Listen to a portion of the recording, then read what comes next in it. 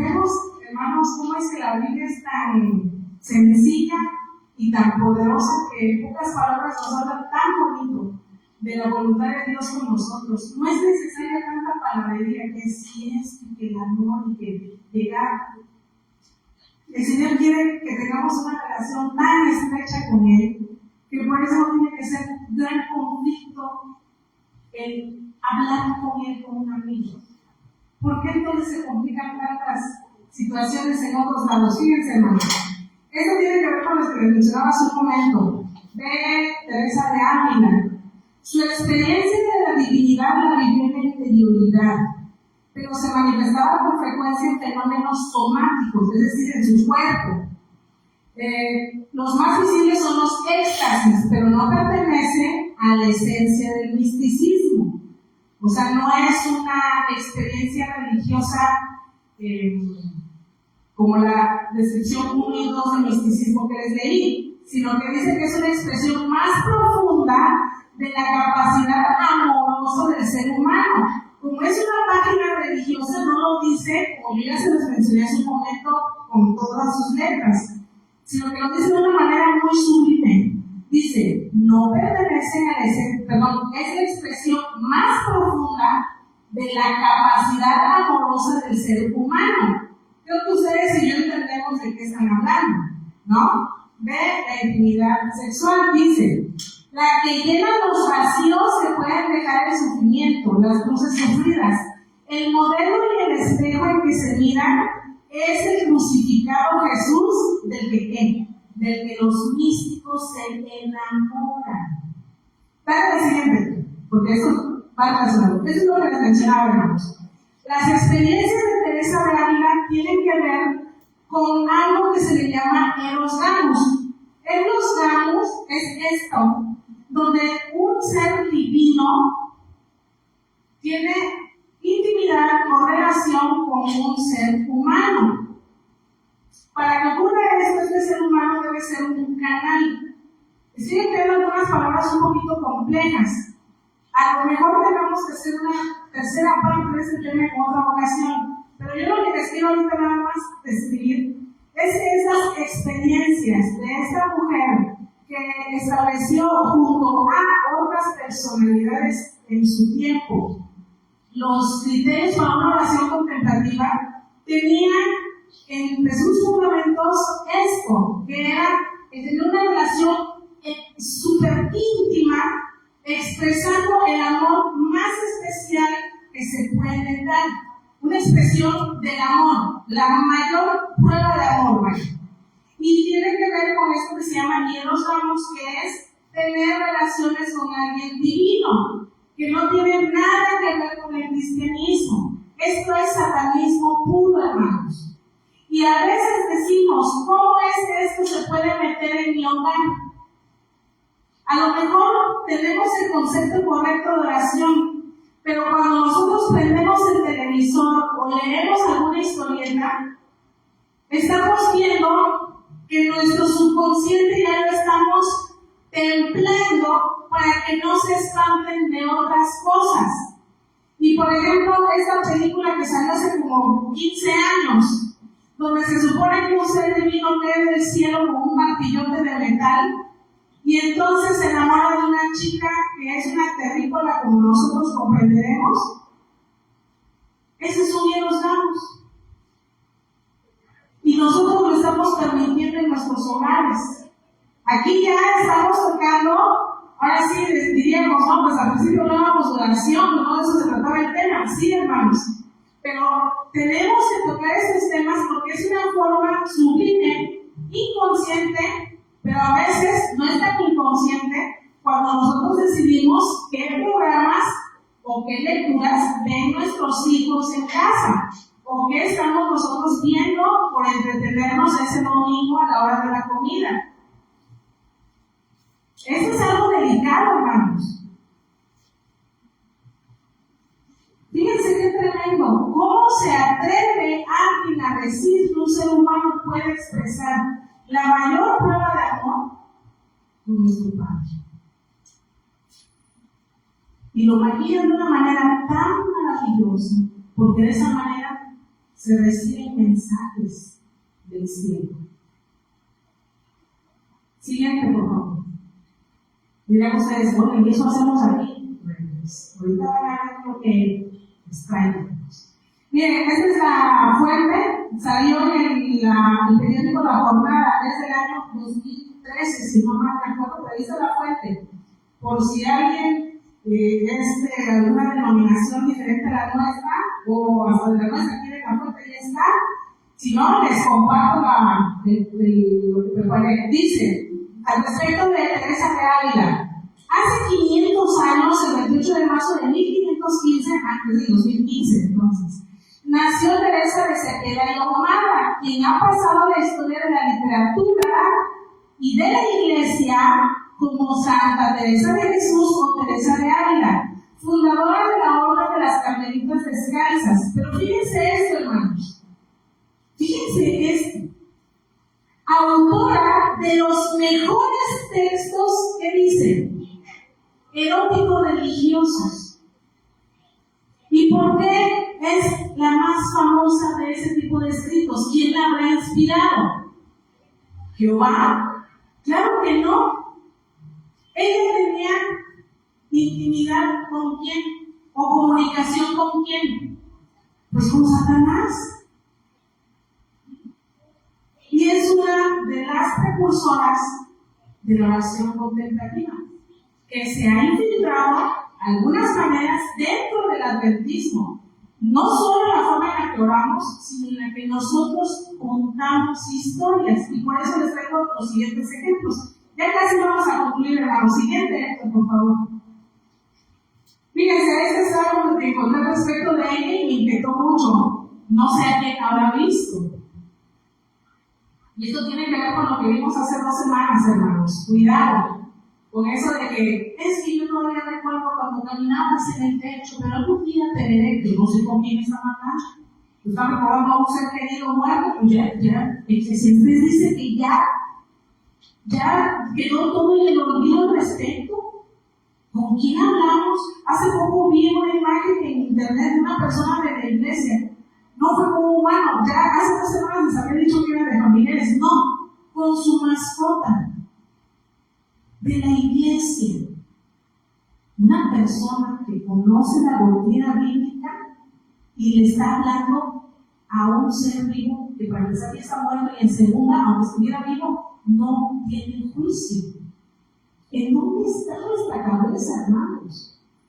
¿Y por qué pasa eso? Porque de manera inconsciente el enemigo ha introducido mensajes subliminales a través de lo que vemos en la pantalla. Se dice que mientras estaba en el monasterio de la Encarnación de Ávila, Teresa encontró un hermoso niño que le sonreía. Asombrada al ver a un niño dentro del convento, le preguntó: ¿y tú quién eres? A lo que el niño respondió con otra pregunta: ¿y quién eres tú? Y ella le dijo al niño: soy Teresa de Jesús. El niño, con una amplia y luminosa sonrisa, le dijo: yo soy el Jesús de Teresa. Fíjense qué tremendo, hermanos. ¿Y qué dice la Biblia? Que los muertos nada saben. Y para empezar, ¿vio al niño Jesús Teresa de Ávila? Si nuestro Rey de Reyes, ¿en dónde está ahorita? Claro. ¿Dónde está el fundamento bíblico de esto?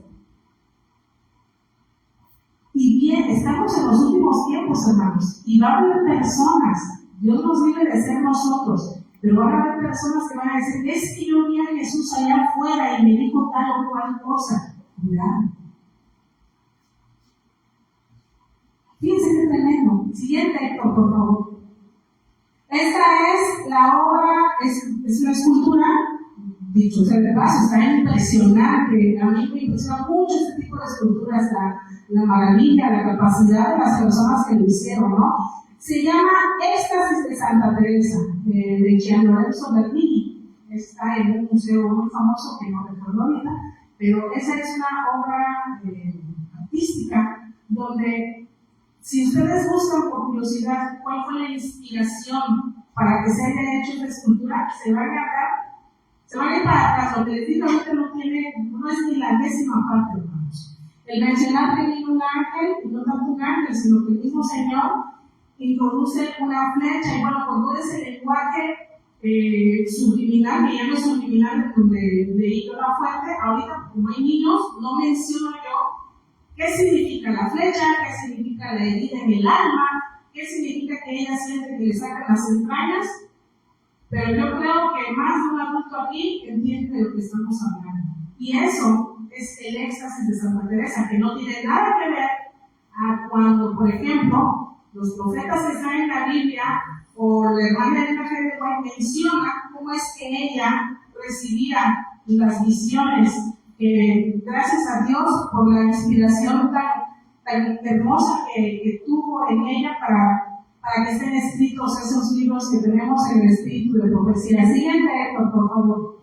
Bueno, en su otra página, que es también como nos dice que se hace la oración contemplativa, dale a la siguiente, Héctor, porque dice casi lo mismo. Son 5 pasos. Hace un momento, bíblicamente, veíamos el bosquejo de los 3 puntos que debe tener la oración. Es sencillísimo, ¿sí o no se entiende? Mateo 6, lo contrastamos con lo que menciona nuestro Señor Jesús, y ya tenemos una oración hermosa con la que nosotros nos comunicamos al Padre. Pero fíjense, en la contemplativa, fíjense qué interesante. Esto está en una página que se llama Centro Loyola, hablando de Ignacio de Loyola, fundador de la orden jesuita, y que él también fue precursor de lo que son los ejercicios espirituales. Número 1, plantear algunas claves del texto. 2, hacer silencio y prepararme para escuchar. 3, leer el texto. Hacerme presente en él. Lo que les mencionaba hace un momento, con el ejemplo de la Santa Cena, no sé, como ustedes quieran, David y Goliat, ahorita les traigo el ejemplo, ahorita se los voy a enseñar. Y ustedes dirán, no, pues yo quiero ser un soldado que está ahí observando esta lucha entre Goliat y David, y qué aprendo, y introducirlo. Dice, me centraré en lo nuclear del texto y en relación con ella puedo ser la mía propia, o sea, mi propia historia al respecto de eso, que es lo que voy a aprender. Y de eso se trata el número 4, refletir. Es decir, iluminar desde lo orado alguna situación de mi vida mejorada. Es decir, ¿qué es lo que me enseña este texto? Pero les repito, se parece, pero no es lo mismo. Se quiere parecer a lo que es la meditación a la luz de las Escrituras, que es escudriñar, pero no es así. Aquí nos está diciendo el punto número 4, que es como si yo me hallase presente dentro de ese ambiente que estoy leyendo. Y por último, la parte 5, el coloquio. Lo cuento, lo vivido, pido y agradezco lo que ha sucedido, es decir, lo que yo aprendí de lo que elegí leer y en donde yo quise introducirme y ver qué enseñanza me dejó esa experiencia, ¿no? Ustedes dirán, ¿y esto qué tiene que ver? Tiene que ver mucho con la psicología, hermanos. Hay una terapia que se llama mindfulness. Yo en lo personal he tenido terapia cognitivo-conductual y en algún momento me ofreció mi psicóloga la terapia mindfulness. Me mandó un libro, lo leí, bastante interesante, y en algún punto yo le dije a la psicóloga, yo soy adventista, soy cristiana, y no hago meditaciones de tipo trascendental. Y me dice, no te preocupes, porque este tipo de método no es precisamente de cuestiones religiosas o orientales, es nada más como terapia, como apoyo a la terapia que llevas. Bueno, en pocas palabras, el mindfulness tiene mucho que ver con este tipo de situaciones. Guardar silencio, escoger un lugar cómodo y concentrarme en una situación en particular. E imaginarme que yo estoy dentro de esa circunstancia. Y si me empiezo a entretener porque mi esposo hace ruido, me concentro otra vez en el pensamiento de lo que yo estoy aquí. Por ejemplo, Me imagino yo que estoy en un parque y hay pájaros. Oh, sí. ¿Cómo se sentirá el pasto? Suave. Y nos damos cuenta que es un ejercicio mental. Pero si eso lo traspolamos a lo que es este ejercicio de oración contemplativa, ya nos estamos metiendo en problemas. Porque esa no es la manera bíblica de que nosotros nos tengamos que comunicar con nuestro Dios. Él no quiere eso. Porque no es tan difícil hablar con nuestro Padre. No puede ser tan difícil, ya lo vimos. Siguiente, Héctor, por favor. La comparación que les traigo, oración contemplativa y meditación contemplativa. ¿Y por qué decimos que tiene sus bases en cuestiones del budismo? Fíjense, la meditación contemplativa dice, se los voy a resumir, consiste en sentarse, concentrarse y contemplar. Y a través de esto podemos analizar qué sentimos y de qué manera se van modificando nuestras emociones. Esa es la oración contemplativa. ¿Cómo es que influye supuestamente Dios en mi estado de ánimo al momento en que yo estoy haciendo ese ejercicio espiritual? Ahora decimos, bueno, pero pues es una manera en la que tú pues te entiendes con Dios, ¿no? O quieres hablar con Él. Vamos a ver y vamos a contrastarlo con la definición de meditación contemplativa. Fíjense, los primeros pasos para alcanzar la contemplación se basan en la ascesis, que consiste en dominar el cuerpo para iluminar el alma y hacerlo más sensible a la presencia divina. La oración contemplativa también se asemeja a qué cosa dice ahí. A los ejercicios meditativos utilizados en las religiones orientales y en los cultos de la nueva era. Siguiente, Héctor, por favor. Entonces la pregunta es, ¿cómo oramos? Ya estamos terminando. Creo que son 3 diapositivas más, hermanos. Hace un momento les mencionaba, cuando hablábamos en la primera parte de cómo es que nosotros, el fundamento bíblico ya nos dice cómo tenemos que orar. Tendremos que reflexionar la manera en que lo hacemos, hermanos. Bendito sea nuestro Dios, porque nos podemos comunicar con Él de una manera tan sencilla y hermosa que nos dé cualquier ejemplo. No hay para dónde movernos. No busquemos otras maneras impresionantes de querer comunicarnos con Dios y que Él me responda de cierta manera. No es bíblico. Ahora, el tema de oración contemplativa, sí, pero también vamos a ver ahorita, breve, cómo es que se ha introducido dentro de nuestra iglesia la contemplación. ¿Alguien conoce de los niños estas historias? Levante la manita, ¿verdad que sí? Yo también. Y ¿qué niño no las ha visto? Está la niña ahí haciendo tarea y de repente abre un libro y se hace como se abre un portal, hermanos. No es un remolino cualquiera, se abre un portal a otra dimensión. ¿Estamos hablando de lenguaje bíblico? No. Y de repente se mete en esa dimensión, a través de ese portal, la niña, no sé si su hermano o un amiguito de la escuela, y aparte un personaje que es un robot. Pero resulta que en la historia el robot razona y piensa y tiene sentimientos.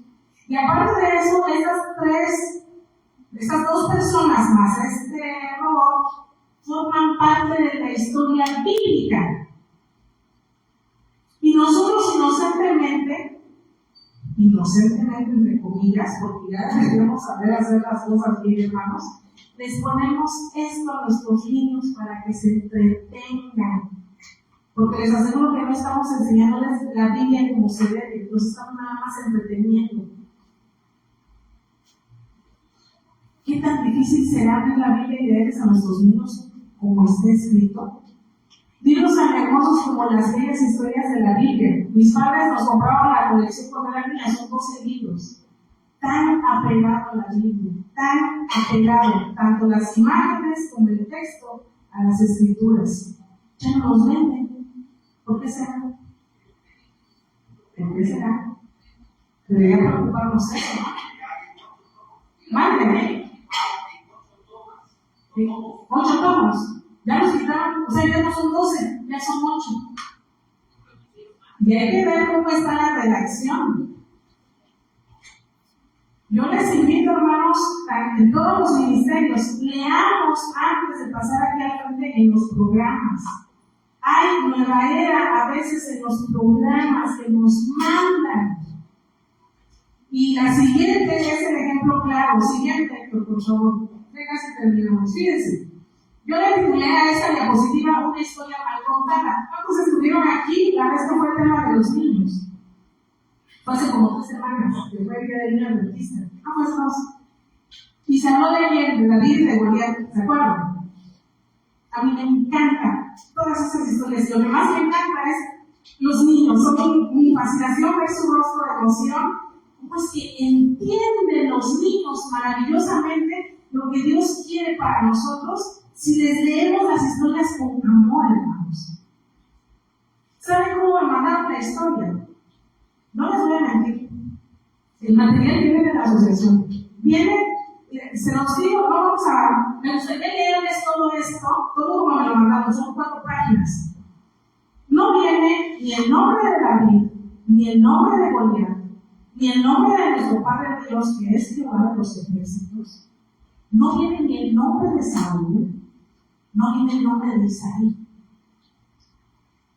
Y resulta que esta historia está en algún lugar del universo, porque no menciona ni el lugar geográfico, donde pelean 2 ejércitos que no sabemos ni quién es quién, porque no menciona jamás que haya un Israel ni haya filisteos. Hermanos, a mí me entristeció y me enojó.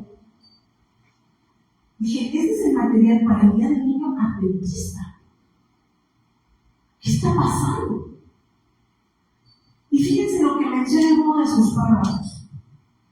Durante mucho tiempo la gente admiró esa enorme roca, porque resulta que yo tenía que decirle a los niños, no la aplicación de la Biblia y Goliat y el poder de nuestro Dios, sino de que de una roca grandota, por algún temblorcito que hubo, en la Biblia nunca menciona un temblor siquiera, se formaron varias piedritas. Y que de esas piedritas salió la que pidió a Goliat. Y que los niños podían ser piedritas. ¿Cómo la ven? ¿Hay contemplación o no? Créanme, a mí me conmueve que ese programa se haya dado a nuestros niños en las iglesias, por lo menos de esta asociación. Y me pregunto, las maestras en las historias, ¿cómo puedo yo predicar eso? Fíjense lo que dice este párrafo. Durante mucho tiempo la gente admiró esa enorme roca, pero ahora era solo un montón de piedras. Ya cuando fue el temblor, quiero que te imagines cómo se sintió esa enorme roca.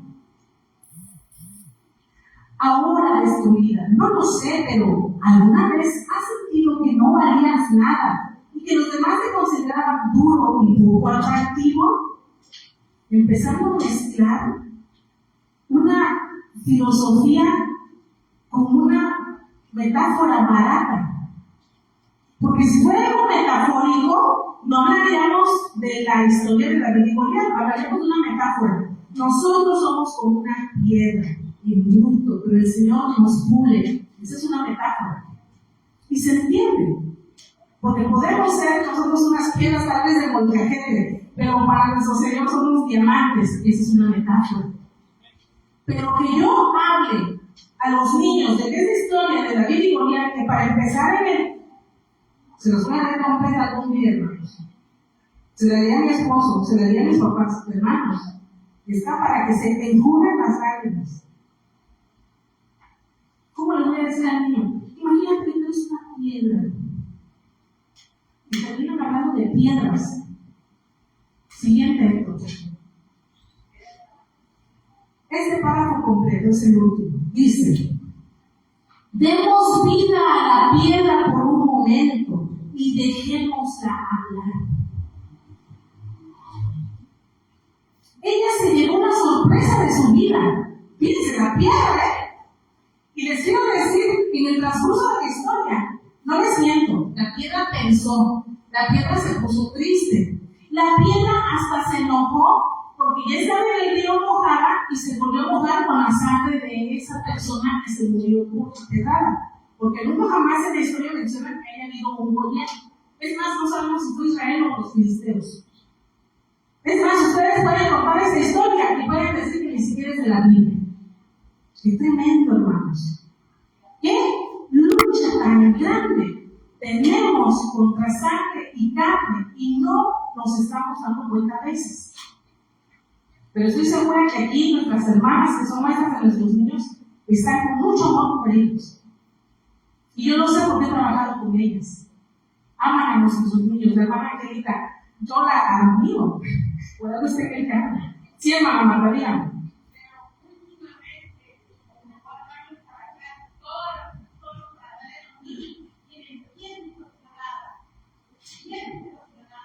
Pero una cosa es que vengan distorsionadas las historias y otra cosa es que me las den distorsionadas.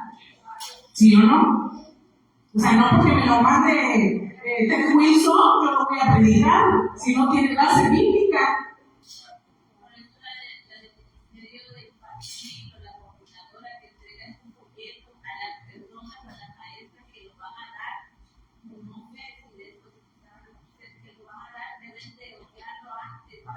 Hay que revisar. Y les quiero decir, hermanos, no es la primera vez. A mí me han invitado a dar muchos temas en niños, no solo aquí, en otras iglesias donde he estado. Y no es la primera vez que hay este tipo de situaciones, pero esa creo que es la más grave o la que más me ha espantado. En otras he tenido otro tipo de situaciones y yo digo, oye, pues ¿por qué dicen que David dijo eso? Por decirlo. Pero vean lo que siguen diciendo. O sea, ya que la piedra tuvo sentimientos y todo esto, dice que la piedra se llevó la sorpresa de su vida. Este chico la había colocado justo en el objetivo que era la frente de ese gigante. De repente las piernas del soldado gigante, fíjense, no tiene nombre, se doblaron y él cayó al suelo ante la mirada sorprendida de ambos ejércitos. Ambos ejércitos que les digo, no sabemos ni quiénes estaban peleando. Pudo haber sido Rusia y China y así termina la historia. Este pastorcito lo había derrotado. El ejército empezó a gritar, ¡bravo, viva! Hermanos, eso gritó. Vámonos a la historia. Vayamos a 1 de Samuel. Gritó eso el ejército. ¿Sabes qué? La piedra pensó que los soldados la estaban felicitando. Y dijo, oh, finalmente sabes quién soy, por supuesto. Vengo de una piedra grande. Caminé varios kilómetros para llegar hasta aquí. Para su sorpresa, la piedra se dio cuenta que no le gritaban a ella, que le gritaban al pastor de ovejas que había vencido al gigante. ¿Qué les parece la historia? Sí, hermana. De hecho, en la comunidad de jóvenes hay que realizarlo desde que empieza hasta que termina, porque hay historias que realmente nada que ver con los doctrinas. Sí, hermana. ¿Y sabe qué? Yo pienso que usted sí los ve. Sí, trae mucho mensaje de la manera. Sí. Cualquier persona se vuelve autor para una maquinaria de un autor ya que pero no te inspirado. Así es, por eso tenemos que escudriñar lo que leemos, hermanos. ¿Sí? Aquí puse tomado del sermón del Día del Niño y del Adolescente 2024. Siguiente, Héctor, por favor. Porque es la última. Bueno, yoga para bebés, por si no sabían, yoga para niños. Hay una escuela muy buena, muy costosa en Coatzacoalcos, donde les dan mindfulness para niños. Síguete, por favor. ¿Cómo adoramos? ¿Tenemos adoración contemplativa? Habría que analizar, hermanos. Si nosotros levantamos las manos en algún lugarcito y decimos, levanten sus manos, chicos, y vamos a orar a nuestro Dios para que su espíritu habite cosas. ¿De verdad? Tranquilos. No es crítica, sino es asomar a la luz de las Escrituras y compartir la información, hermanos. Gracias a Dios por su palabra. Siguiente. Esta es una página católica, vemos un rosario, una cruz, todos tomados de las manos. Siguiente. Ya terminamos. ¿Alguien quiere comentar algo al respecto? Bueno, para concluir nada más, quisiera saber si se entendió la temática de la tarde. A lo mejor fue un poco breve o yo no fui muy explícita, les pido una disculpa, pero para que nosotros podamos reconocer el error, tenemos que conocer lo correcto. Y la primera parte se trataba de la definición de oración, que es la oración para con nosotros, hacia nuestro Padre, y cómo es que la contemplación no es solamente la oración, sino que se puede estar introduciendo en otras formas de enseñanza dentro de nuestra iglesia. Tenemos que tener los ojos muy abiertos, hermanos, porque bien nos dice la palabra de Dios que el enemigo no anda dormido, sino que está como león rugiente. ¿Sí? Y vienen cosas más impresionantes todavía. Tenemos que estar preocupados y ocupados con la vida espiritual nuestra y de nuestros seres amados. Sí, hermana, si quiere comentar algo, hermana.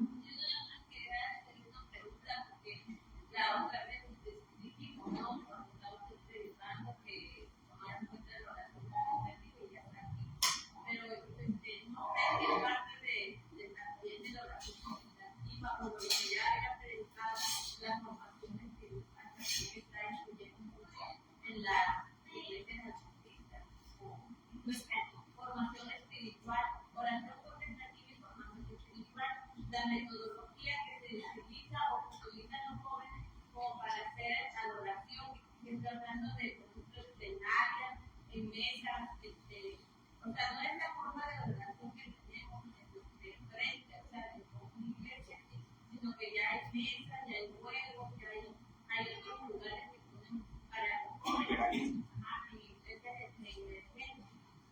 Ok. Yo creo que ese sería un excelente tema. Si gustan, lo podemos preparar, lo platicamos con nuestro director. Iglesias emergentes. Creo que sería un tema muy interesante. ¿Qué les parece, hermanos? Aquí estamos para aprender y para desaprender, porque también hay cosas que ya traemos de cuando éramos niños, porque pues así nos educaron. Pero si nosotros tenemos un conocimiento apropiado y basado en las escrituras, es bueno desaprender, ¿no? Entonces, fíjense que esto de las iglesias emergentes estaría muy bien comentarlo ya como tema. No sé, a lo mejor hablar de alabanzas, hablar de los llamados que se hacen luego dentro de las actividades juveniles. Ahí voy a llamar a Lucía. Nada más que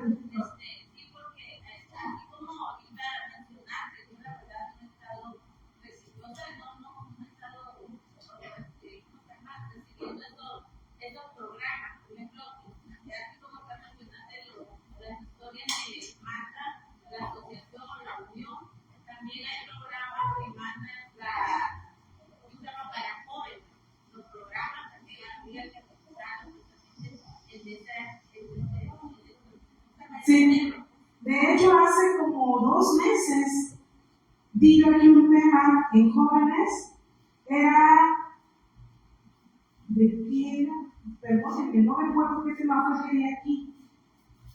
No les miento, no di el que me dieron a mí. O sea, el hermano que me dio la hojita me dijo, apóyame, le digo, sí lo apoyo. No le dije, gracias. Cuando hablamos de la nueva era hace como 2 sábados, el tema no venía así, es más, no tenía nada que ver. Venían como 10 párrafos donde decía que yo les tenía que dar a ustedes un papelito. Y en cada papelito venía un texto bíblico y ustedes tenían que pasar aquí al frente y decir lo que entendieron y de cómo lo podemos aplicar para luchar contra la nueva era. Pero ¿cómo vamos a hacer eso si no sabemos ni de qué estamos hablando? Yo dije, yo no voy a decir eso. ¿No? Y estamos hablando de un tema muy plano, que no nos va a traer tanto conocimiento de lo que en realidad queremos decir. Y dije, bueno, si vamos a hablar de la nueva era y del adventismo, es porque vamos a hablar realmente de lo que está pasando dentro de la iglesia. ¿Sí? Entonces, ¿de qué se trata, hermanos? Venimos y salimos peor que como llegamos, hermanos, sin que te pase. Seguimos a preguntar. La primera era, pues, el tema. Mi pregunta sería, muchas veces cuando hay alguna necesidad en alguna persona, en algún hogar, muchas veces decimos, busquemos a X persona, porque cuando ella ora sentimos bonito, sentimos felicidad. Entonces sería una oración contemplativa o cómo se tomaría. No, por definición no es oración contemplativa. Yo creo que a veces nosotros lo que tenemos en nuestro corazón es el deseo de, por ejemplo, hay un enfermo en el hogar y decimos, llamen al hermano tal, quiero que ore con nosotros. ¿Por qué? Ahí nos vamos con la definición de misticismo, pero las primeras dos que leímos, de una persona que está muy consagrada. Y nosotros queremos que esa oración sea con un temor especial a nuestro Dios por nuestro enfermo. Y eso es bíblico. La oración por el enfermo es bíblica. ¿Sí? Y por definición no es una oración contemplativa. ¿Sí? Entonces no nos preocupemos. Está muy bien que haya preguntado eso, para que no sea la duda básica de que, oye, si viene alguien mora y quiere que, no sé, que se unja el enfermo. No, claro, y eso es bíblica. Pero no tiene las bases de una oración contemplativa de que me siento y empiezo a ver que el texto es lo que quiere decir y es lo que siento y cómo es que Dios me está hablando a través de... El Señor no me habla a través de una oración, eso no es bíblico. La oración es para que yo me comunique con Dios. Esa es lo que es. ¿Sí? ¿Algún comentario más, hermanos? ¿O damos por terminado el tema?